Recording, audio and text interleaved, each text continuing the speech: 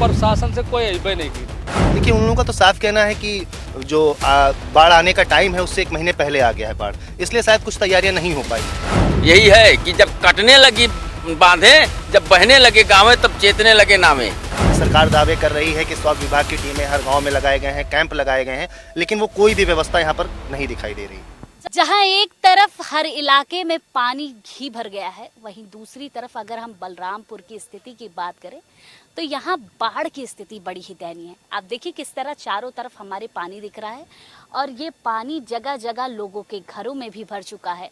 लोग किस तरह आ जा रहे हैं उसके लिए आप देखिए कि हम भी इस नाव से अगले गांव जा रहे हैं और उस गांव की स्थिति देखने जा रहे हैं कि आखिर स्थिति क्या है, किस तरह लोग यहाँ से नाव से जाते हैं और क्या क्या चीज़ें हैं यहाँ से आगे जो गांव है उसके लिए किस तरह की व्यवस्था कराई गई, क्योंकि प्रशासन लगातार जो खाना पूर्ति कर रहा है, जो वो कह रहा है किताबी कार्रवाई में कि हमने हर जगह चीज़ें पहुंचाई हैं, मुहैया कराई हैं, लोगों से बाढ़ से बचने के लिए लोगों को खाना दे रहे हैं, लोगों को रहने के लिए आश्रय दे रहे हैं और बाढ़ से निकालकर बाहर निकाल रहे हैं। कुछ लोग हमारे साथ हैं इस नाव में, उनसे बातचीत करेंगे। बाबा, आगे गाँव है आपका? हाँ, यही गाँव है। क्या स्थिति है गाँव की? गाँव की स्थिति बाढ़ पूरा भरा है चारों तरफ से। कैसे है पानी, अब ये आवा जाता है नाव से, नाव का ही सहारा है। हाँ, नाव की सहारा है। तो कोई लोग आए नहीं? अब कोई लोग क्यों नहीं आए रहे? प्रशासन से कोई अहिबे नहीं की। मुख्यमंत्री तो आए थे अभी 2 दिन तो मुख्यमंत्री आए रहे तो वो ऊपर उड़ के गए हुए गोरखपुर। अच्छा, यहाँ थोड़े आए रहे कि हम गए रहे गाँव देखे कि कहाँ हाला है पानी, कहाँ नहीं हाला है। प्रशासन की देखिए लापरवाही कि गांव तक अभी वो सुविधा नहीं पहुंच सकी। हमारे संवाददाता यहाँ के हैं। सौरभ, किस तरह की स्थिति आपने देखी, क्योंकि आप यहाँ पर रह रहे हैं, चीजें हैं और क्योंकि बाढ़ लगातार बढ़ते जा रहा है, क्या है यहाँ पर? बलरामपुर की अगर बात करें तो यहाँ पर राप्ती नदी का और पहाड़ी नालों का, जब पहाड़ी नाले उफान पर होते हैं तो उनके जो नेपाल के सटे इलाके हैं वहाँ पर पानी भर जाता है, जिससे लोगों को काफ़ी दिक्कतों का सामना करना पड़ रहा है। गांव का संपर्क मार्ग कट जाता है, बहुत सारी दिक्कतें होती हैं, लेकिन बहुत सारे ऐसे भी गांव हैं जहां पर प्रशासन कभी पहुंच ही नहीं पाता है। हम अभी जिस जगह पर जा रहे हैं यहाँ पर भी प्रशासन, यहाँ के लोग बताते हैं कि अभी तक नहीं आया है गांव में। इससे पहले अभी तो पानी कम हुआ है, लेकिन इससे पहले पानी गांव में भरा हुआ था, तब भी कोई भी राहत सामग्री गाँव तक नहीं पहुँचाई गई। अच्छा, कहा जा रहा है कि इस बार तो 1 महीने पहले बाढ़ आया है, तो क्या व्यवस्था वगैरह आपने कभी बात की हो जिलाधिकारी से लेकर और लोगों से, क्या कह रहे हैं? देखिए, उन लोगों का तो साफ कहना है कि जो बाढ़ आने का टाइम है उससे 1 महीने पहले आ गया है बाढ़, इसलिए शायद कुछ तैयारियां नहीं हो पाई हैं। लेकिन हर साल ये बाढ़ आता है ना इन सभी इलाकों में? हाँ, हर साल बाढ़ आता है, वो अगस्त में आता है और हर साल तटबंध कटते हैं, बंधे कटते हैं। जो तैयारियां उनको पहले करनी चाहिए वो शायद करने में बहुत लेट कर देते हैं, इसलिए लोगों को काफी दिक्कतों का सामना करना पड़ रहा है। हर साल ये बाढ़ आता है, लेकिन प्रशासन इसकी व्यवस्था कभी नहीं करता, बल्कि तैयारी हर साल आने वाली चीजों की तैयारी पहले से की जाती है, चाहे वो 1 महीने बाद मौसम आए, चाहे 1 महीने पहले आ जाए। कुछ गाँव वाले और हैं, किस तरह की मुश्किलों का सामना कर रहे हैं आप लोग? मैं मुश्किल बार बार यही मुश्किल तो हमके परेशान किए जा रही है। प्राकृतिक आपदा है और प्राकृतिक आपदा हम झेल रहे हैं। अब इसमें हम प्रशासन को कितना दोष दें?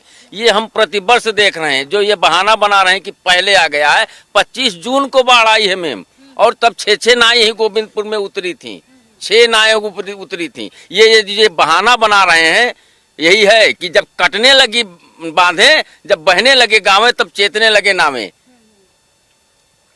बहने लगी गाँवें तब चेतने लगे नावे। उसके पहले यहाँ बहुत पहले 6, 7, 8 नावें यहाँ गोविंदपुर बाढ़ सेंटर पे उतर जाती थी। इस बार कोई व्यवस्था नहीं है, प्रशासन बिल्कुल शिथिल है, नगण्य है, चाहे पब्लिक मर जाए या रह जाए।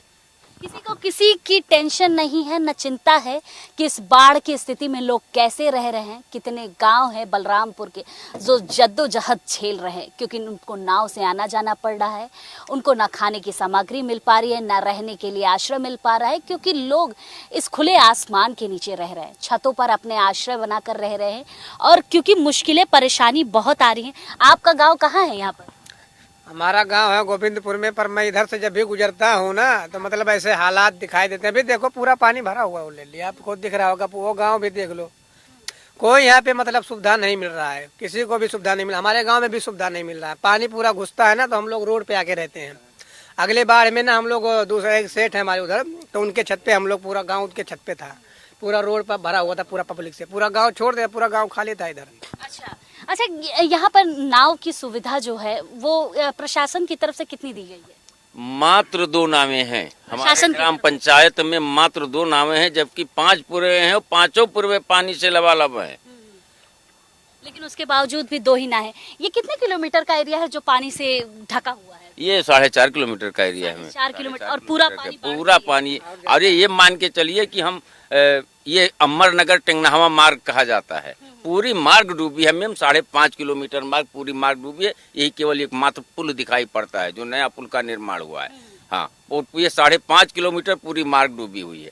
और यह मार्ग प्रतिवर्ष कट जाता है, प्रतिवर्ष कट जाता है, प्रतिवर्ष इसका रिन्यूअल होता है। इसमें लाखों करोड़ रुपए मार्ग में फूके जाते हैं। अरे यही एक समुचित व्यवस्था कर दिया जाए, यदि सीसी बना दिया जाए इसी रोडों का, इन्हीं की उच्चीकृत कर दी जाए, इन्हीं टूटे पुलियों का ढंग से मरम्मत करा दिया जाए, तो आदमी बाढ़ में भी कमर तक पानी, गांठ तक पानी हल्के निकल जाएगा।